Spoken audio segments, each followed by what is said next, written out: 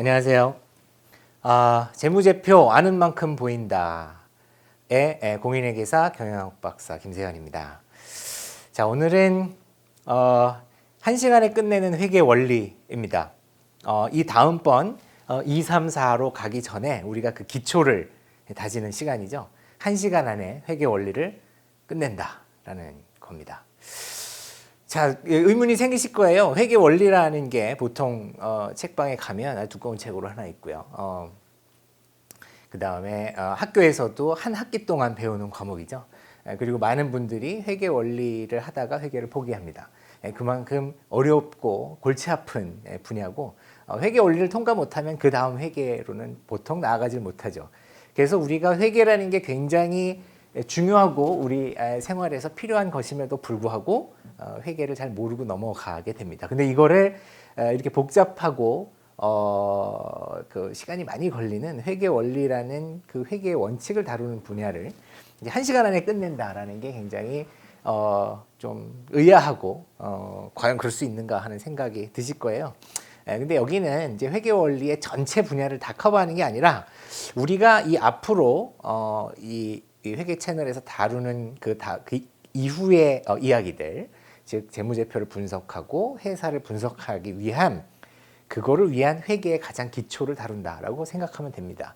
하지만 이 부분이 굉장히 중요해요. 회계를 전문적으로 전공하는 그런 분들이나 회계학을 전공하시는 분들, 이런 분들에게도 회계의 기본 메커니즘을 잘 이해하고 있다는 것은 굉장히 중요한 일입니다.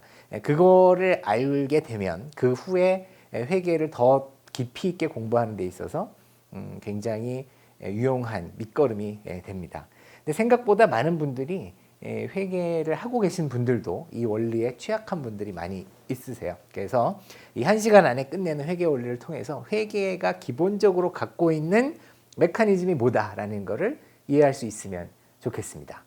자, 들어가 볼까요? 자, 회계와 재무제표. 재무제표와 회계는 뗄래야 뗄 수 없는 관계죠. 그죠? 결국 우리가 회계라는 것은 재무제표를 만드는 과정이다라고 생각할 수 있어요. 자, 재무제표라는 것이 뭐냐? 설마 재무제표라는 단어를 지금 여기 들어와서 처음 보시는 분은 안 계실 겁니다. 적어도 이 동영상을 선택해서 클릭해서 보고 계신 분들은 재무제표라는 단어는 들어보셨을 거예요. 자, 재무제표라는 단어를 회계 교과서에서 보면 경제적 실체가 경영활동을 수행한 결과로 나타난 경영상태와 경영성과 등 각종 재무정보를 표시하고 있는 회계보고서라고 되어 있습니다. 뭔 말인지 모르겠죠. 아무리 들여다봐도 이게 뭐 어려워요. 그냥 외우라면 외우겠는데 무슨 뜻인지 이해하기는 굉장히 어렵습니다. 굉장히 쉬운 정의를 내려드릴게요. 회계의 결과표입니다. 우리가 공부하고자 하는 회계의 결과, 그 결과로 나온 결과물, 그게 재무제표예요.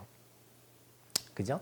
자, 그러면 재무제표가 회계의 결과표니까 회계라는 게 뭐냐라는 이제 의문이 생기죠. 그치? 그래서 회계라는 게 뭡니다 라는 것을 다루는 게 바로 회계 원리, 회계의 기초입니다. 그걸 지금부터 하겠다는 뜻이에요. 자, 우리가 재무제표라는 거를 보고자 하는 거는 지금 이 전체적인 우리 채널에서 앞으로 다루는 그 주제가 재무제표를 갖고 회사를 분석하고 또 회사의 가치를 평가하고 하는 그런 일들을 쭉 해나갈 거거든요.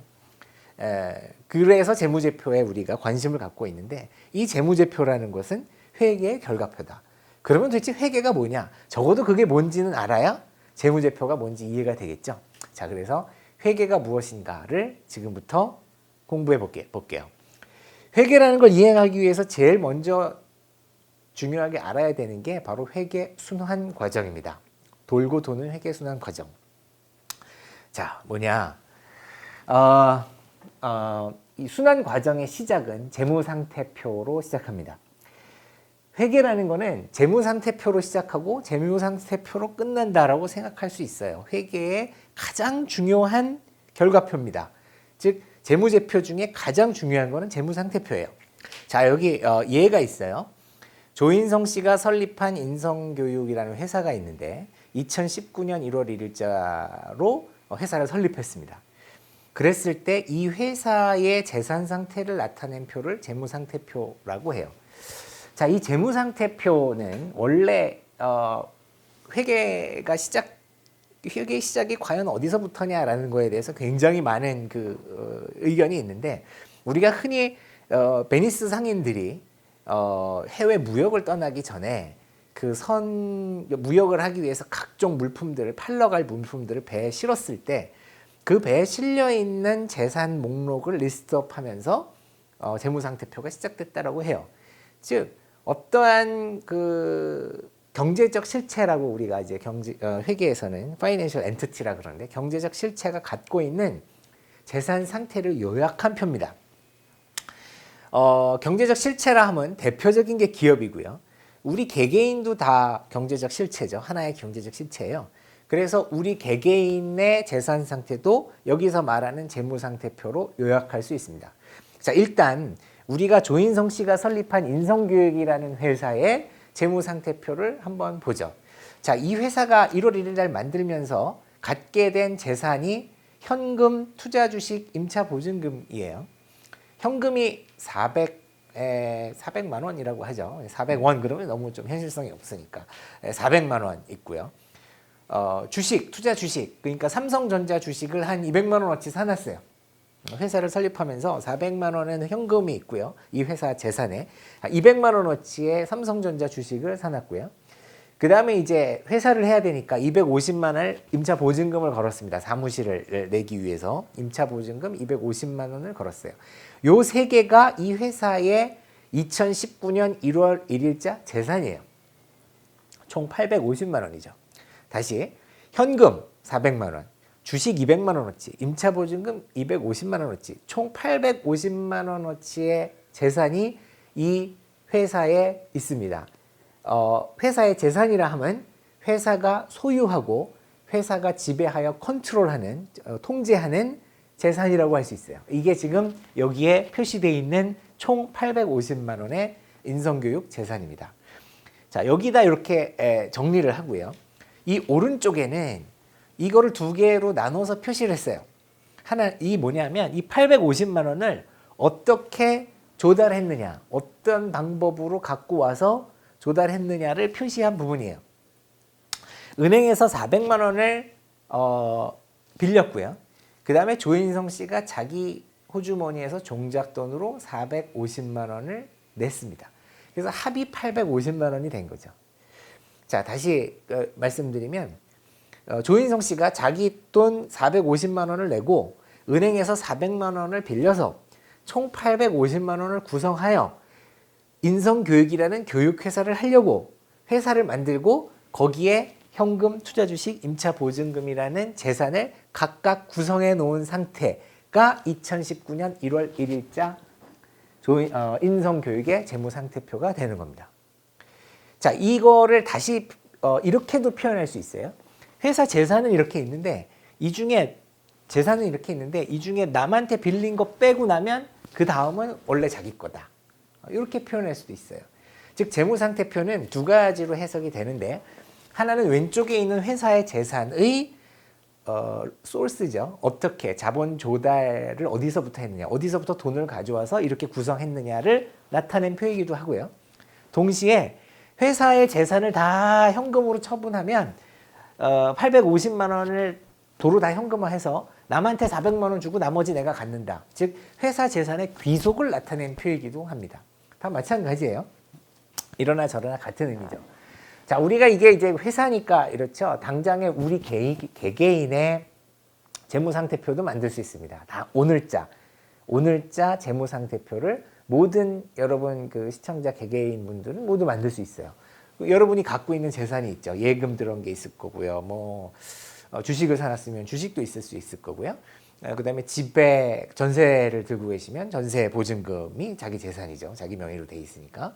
아니면 자기 자가에 살고 계신 분은 자기 집, 얼마 몇 억짜리 아파트 이러면 그게 자기 재산이고, 자기 자동차 이런 거 자기 명의로 돼 있는, 누가 봐도 자기 명의로 돼 있는, 자기가 소유하고 자기가 컨트롤하는 자기의 재산 목록을 쓰실 수 있을 거예요. 오늘 날짜로 여러분들 모두. 자, 근데 그게 전부 본인 거냐? 아니죠. 빚 지고 계시잖아요. 은행에서 집 살 때 부동산 담보 대출도 받았을 수 있고요. 그 다음에 뭐 신용으로 마이너스 통장을 쓰고 계실 수도 있고요. 그렇게 남으로부터 빌린 부분이 있을 겁니다. 그러니까 자기 재산에서 남한테 빌린 거, 즉 갚아야 될 돈을 빼고 나면 그게 여러분의 순재산이죠. 그죠?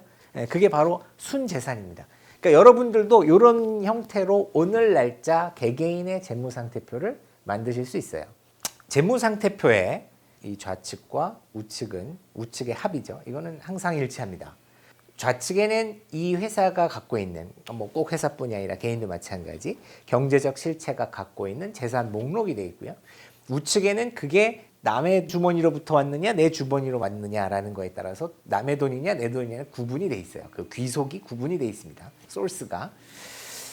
자, 요렇게 표가 재무상태 표가 이렇게 구성이 돼 있어서요. 이 좌와 우는 항상 일치합니다. 그죠?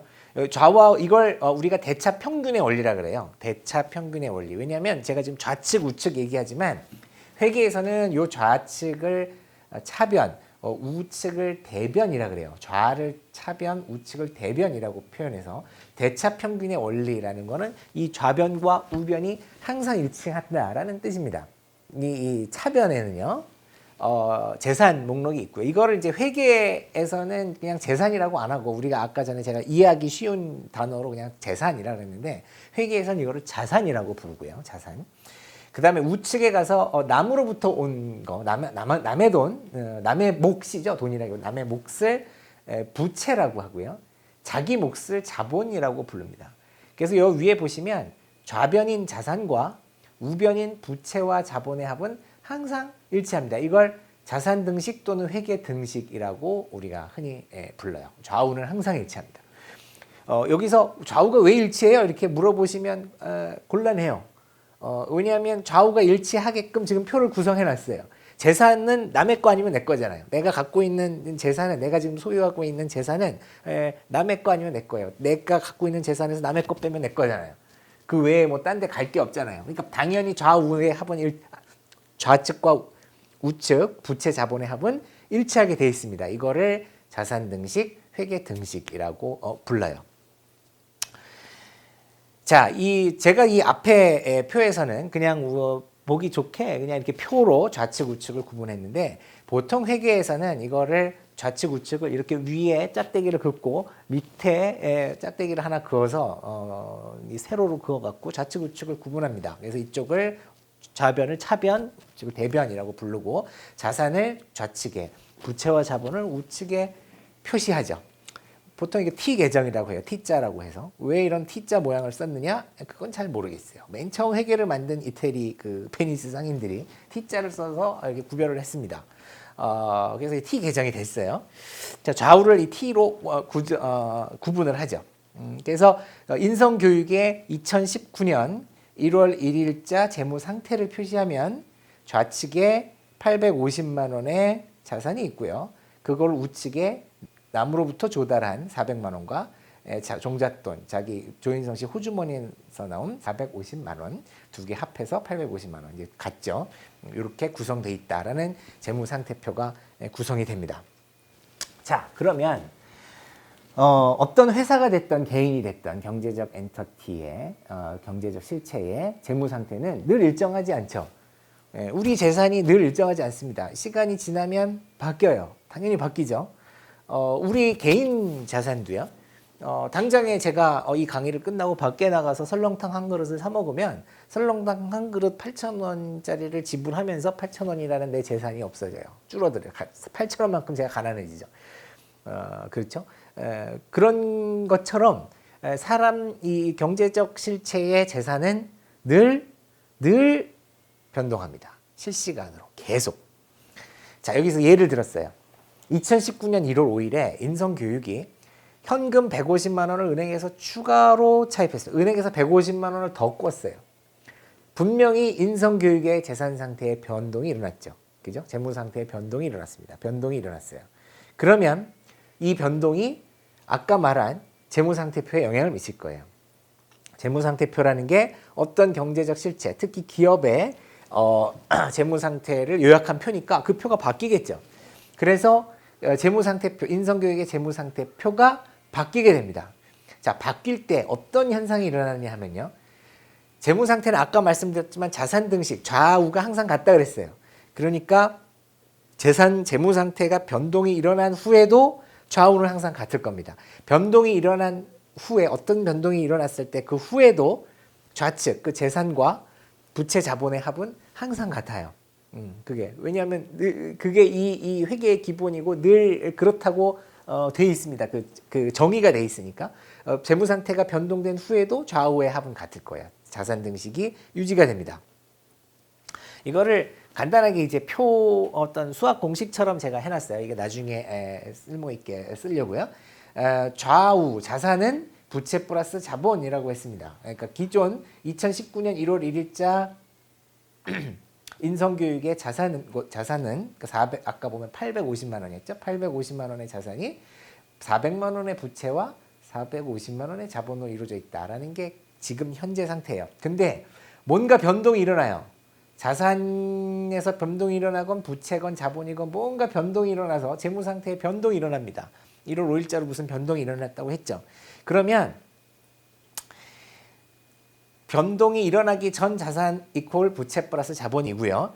변동이 일어난 후에 자산 플러스 A, 부채 플러스 B, 자본 플러스 C도 이 대차 평균 원리, 자본 등식이 일치를 하기 때문에 위에서 아래를 이렇게 차감하면요. 위항에서 아래항을 차감을 하면 즉 변동분만 따로 딱 띄어놔도요. 여기에 있는 자산의 변동분, 부채의 변동분, 자본의 변동분만 띄어놔도 좌우는 항상 일치합니다. 항상 일치해요. 대차가 평균이 항상 요게 일치해요. 즉 변동분만 따로 띄어놔도 항상 좌우가 일치하게 돼 있다. 이 소리입니다. 그래서 그거를 이렇게 약간 미니 T 계정에다가 옮겨서 좌측에 있는 A와 우측에 있는 B 또는 C를 표시를 한 거를 즉 재무 상태의 변동분만 따로 딱 띄어서 T 계정을 따로 만든 것을 우리가 분계라고 표현을 해요. 분계. 회계에서 분계라는 거는 요거를 말하죠. 자, 실제의 재무 상태 변동이 일어난 예를 갖고 이 분계를 해볼게요. 자, 2019년 1월 5일. 자, 1월 1일에 설립이 돼서 재산 850만 원, 부채 400만 원, 자본, 자기돈, 종잣돈 450만 원 이렇게 구성되어 있는 인성교육이 1월 5일 날 150만 원을 은행에서 추가 차입합니다. 즉 변동분이 150만 원이에요. 그러면 자산 중에 재산 150만 원이 늘죠. 현금이 들어와요. 은행에서부터. 그래서 요거는 요 재산의 변동분 왼쪽에 표시되고요. 은행으로부터 차입했으니까 부채죠. 갚아야 할 돈이죠. 내 돈 아니죠. 부채입니다. 외부에서 끌어온 거예요. 그래서 은행 차입만큼 150만큼 늘어납니다. 즉 자산 변동분 150만큼을 왼쪽에 적고 부채 변동분 150만큼을 우측에 적어요. 요걸 분계라고 합니다. 요것만큼 인성교육의 재무상태가 변동하는 거예요. 보시면 1월 5일자로 바뀌었죠. 2019년 1월 5일자, 그러니까 1월 1일이 아니라 1월 5일자 재무상태표를 인성교육을 만들어 보면 현금이 아까 400만 원이었는데 은행에서 150만 원 꽂으니까 550으로 늘었어요. 그죠? 합계도 850에서 그렇게 1000으로 늘었죠. 자산 총계가 늘었습니다. 근데 그게 어디서부터 왔느냐? 남으로부터 왔다 이거죠. 귀속이 남이에요. 소스가 남이에요. 은행이 원래 400만 원 꼬고 있었는데 여기도 150만 원이 늘었죠. 550만큼 늘어납니다. 이게 업데이트 된 거예요. 이건 뭐냐면 맨 처음 있었던 요 재무상태표에다가 여기요. 지금 보시는 거. 원래 1월 1일자에다가 1월 5일에 추가로 한 요 미니 T 계정, 미니 재무상태표죠. 좌우가 같은 미니 재무상태표를 착 합체를 하면 이게 되겠죠. 그죠? 원래 400, 여기도 400 있었는데 150씩 양쪽이 자산도 늘고 부채도 늘고 증가합니다. 이게 두 개가 합체되면서 재무상태표가 1월 5일자 업데이트가 된 거예요. 그럼 1월 5일 인성교육의 재무상태표는 바로 이겁니다. 자산총계 1000, 부채 550, 자본 450, 두 개 여전히 1000, 좌우가 같으니까 자, 요게 업데이트된 재무상태표예요. 재무상태가 업데이트 됐습니다. 뭐 계속 업데이트 되죠. 계속 업데이트. 우리 재산도 계속 업데이트 되듯이 뭐 오늘 월급 받으면 또 늘어나고 뭐 이러는 것처럼 계속 업데이트 되니까 인성교육의 재무 상태도 다시 또 변동이 되겠죠. 1월 10일, 5일 후. 인성교육이 현금 300만 원을 주고 자동차를 샀어요. 이제 조인성 씨가 교육업을 하기 위해서 이제 여기저기 강의를 하러 다니기 위해서 차를 구입한 거죠. 자, 요런 일이 발생합니다. 자, 이랬을 때, 요 사건으로 인해서 재무 상태가 변동이 일어나는데, 요거를 잘 보면, 인성교육이 갖고 있던 재산 중에 현금 300만 원이 줄고, 이번에는 없었던 재산이 생겼어요. 자동차라는 재산이 새로 증가하게 됩니다. 그래서 이번에는 B씨에는 아무 영향이 없고요. 아까 말한 이 우측, 부채와 자본상에는 아무 변동이 없고, 자산끼리 서로 이렇게 일본말로 기레까이 됐다 그러죠. 여기 없어지고 여기 이렇게 늘어나고, 이렇게 싹 기레까이가 됐어요. 300이 줄고 300이 늘어요. 그죠? A가 마이너스 A 플러스 A 이렇게 됐다 이 소리예요. 자, 이런 현상이 일어납니다. 그러면 요게 붕괴예요. 요게 사실은. 그런데 회계에서는 이렇게 마이너스가 표시되는 걸 좋아하지 않아요. 별로 탐탁해 하지 않습니다. 왜 탐탁해 하지 않을까를 생각해 보면 그것도 잘 모르겠어요. 왜냐면 맨 처음 회계를 만들었을 때 이렇게 마이너스가 표시되는 거를 별로 안 좋아했던 것 같아요. 그래서 어떻게 하느냐, 이 마이너스가 있는 거를 우측으로 넘겨줍니다. 그러면은 넘겨주면 부호가 바뀌고 항목이 절로 가는 거예요. 이거는 우리가 수학에서 여기서 우리가 이제 고등학교 때 수학 배웠으면 아시죠? 2항이라고 그러죠. 2항. 뭐 A를 절로 가면 마이너스 A가 되고 B가 일로 가면 마이너스 B가 되고 이렇게 되잖아요. 그러니까 A가 마이너스 부호니까 절로 가면 플러스로 바뀌는 거예요. 그래서 A가 저쪽에 표시되는 겁니다. 그러니까 표시만 얘를 우측으로 넘겨서 마이너스가 플러스 되게 이항을 한 거죠. 좌변에서 우변으로 이항을 해서 부호를 플러스로 바꿔놓은 겁니다. 그래서 실제 회계에서 분계는 이런 식으로 이루어져요. 자산의 증가분은 왼쪽에, 자산의 감소분은 오른쪽에 표시됩니다. 만약에 부채가 증가하면 아까 전에 뭐 은행 차입금 같은 거 우측에 표시됐죠. 부채가 감소하게 되면 나중에 보시게 될 겁니다만 좌측으로 오게 돼요. 이렇게 이 형식으로 분계가 되는데 이거의 의미는 이겁니다. 그러니까 이거나 같아요. 똑같은 뜻이에요. 이거나 같은 뜻이에요. 우리가 뭐 특별히 다른 거가 아닙니다. 그러니까 이렇게 돼 있어도 뜻은 이래요. 그래서 요거를 다시 업데이트를 하게 되면요. 이제 1월 10일자 재무상태표로 인성교육 거를 바꾸게 되면 1월 5일자 이 재무상태표에 요게 갖다 붙는 거죠. 이게 갖다 붙는 겁니다. 뭐 이게 붙는다고 생각해도 되고 이게 붙는 거 상관없어요. 똑같아요. 이게 붙으면 어차피 플러스 마이너스 이게 바뀐 거잖아요. 그래서 현금이 줄고 그거만큼 300만 원만큼 줄고 자동차가 300만 원만큼 늘어요. 그러니까 550이었던 게 250이 되고 자동차가 300만큼 는 겁니다. 이거는 안 변하죠. 자산 총계가 아까 1월 5일자에 비해서 똑같아요. 다만 구성 항목만 바뀝니다. 자산이 이렇게 기레까지 됐어요.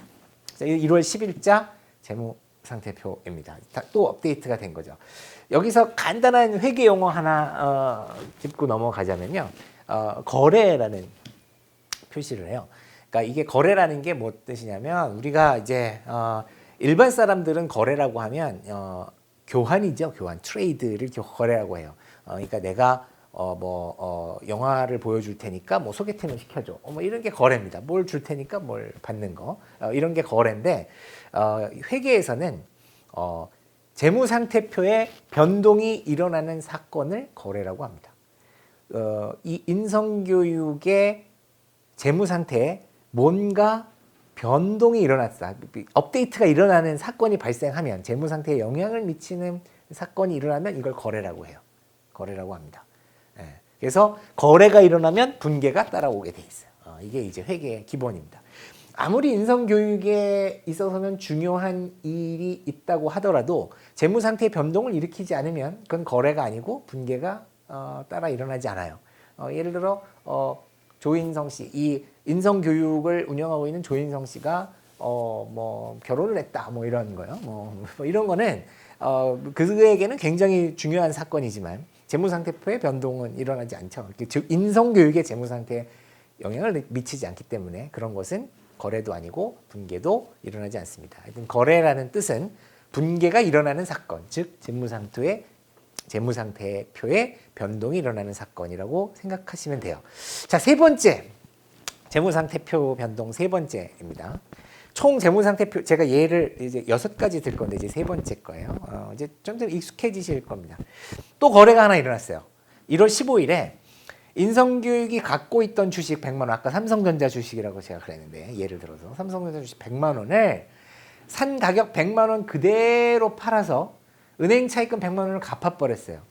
그러니까 처음에 1월 1일 날 회사를 만들 적에는 은행에서 돈을 꿔서 그걸 가지고 그 현금 중에 일부를 갖고 삼성전자 주식을 샀는데 그 중에 반을 다시 판 거죠. 100만 원을 내다 팔아서 그 차입금을 갚아버렸어요. 자, 이 거래가 일어나면 이거에 이제 변동이 일어난 걸 표시를 한 겁니다. 이거는 그냥 사건 그대로 마이너스가 표시되건 말건 그대로 쓴 거예요. 자산이 100만큼 줄었고요. 은행 주출자식이라는 게 그 다음에 은행 차입금 그 부채 남한테 꾼 게 이제 100만큼 줄었어요. 그래서 좌우가 각각 100만큼씩 이렇게 마이너스입니다. 근데 아까도 말씀드렸듯이 회계에서는 마이너스가 부호가 붙는 거를 좋아하지 않아요. 달가워하지 않습니다. 그래서 이항을 해요. 서로 이쪽은 마이너스 B는 1로 이항을 하고요. 마이너스 A는 절로 이항을 해서 서로 위치를 바꾸면서 100만큼 이렇게 됩니다. 투자 주식, 자산의 감소 우측, 부채의 감소 좌측, 거꾸로 온 거죠. 그래서 분개, 실제 분개는 이런 형식으로 일어나는데 누누이 말씀드렸지만 이거랑 뜻이 같아요. 그냥 이항만 한 것뿐입니다. 자, 그래서 요 분개를 방금 위에 있던 1월 10일자 인성교육 재무상태표에 딱 다시 합칩니다. 이렇게 쫙 이렇게 합체를 해요. 그러면 요게 되겠죠.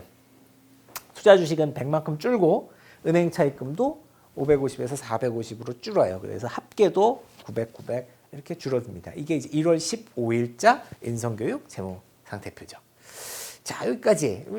이는 별로 안 어렵죠, 지금. 예, 쭉 잘 따라오셨어요. 자, 요 조금 요만큼 까다로워지는데 한번 보시죠. 2019년 1월 20일에 드디어 인성교육이 목적 사업을 개시했습니다. 뭐냐면 이제 교육 사업인데 설립자이자 대표이사이자 뭐 여기 일하는 그러니까 근로자이기도 하죠. 조인성 씨가 기업체 강의를 나가서 70만 원을 벌어왔습니다. 그러니까 이 교육 사업의 첫 번째 그 일을 한 거, 목적 사업으로 뭔가 돈을 벌어들이는 그런 거래가 발생을 했어요. 자, 현금이 들어오죠. 70. 자산이 증가합니다. 이거는 명백해요. 그럼 우측이 뭘까? 자, 아까처럼 현금이 늘어나면서 누구한테 꼰 거냐? 이게 남의 거냐? 아니죠. 현금이 늘어나면서 예를 들면 뭐 다른 주식이나 자동차나 이런 게 없어져서 아까처럼 이렇게 기랩가이가 된 거냐? 그거 아니죠. 이거는 순수하게 번 돈입니다. 자기 몫이에요. 아까 전에 맨 처음에 봤던 자산, 부채, 자본 중에 자본이 늘어난 겁니다. 나의 몫이 늘어나는 거예요. 벌어온 거. 정말 나의 몫이 늘어난 거죠. 벌어서 늘어난 몫이라고 제가 그냥 풀어서 설명을 했습니다. 지금은. 나중엔 구체적인 용어로 바꿔드릴게요.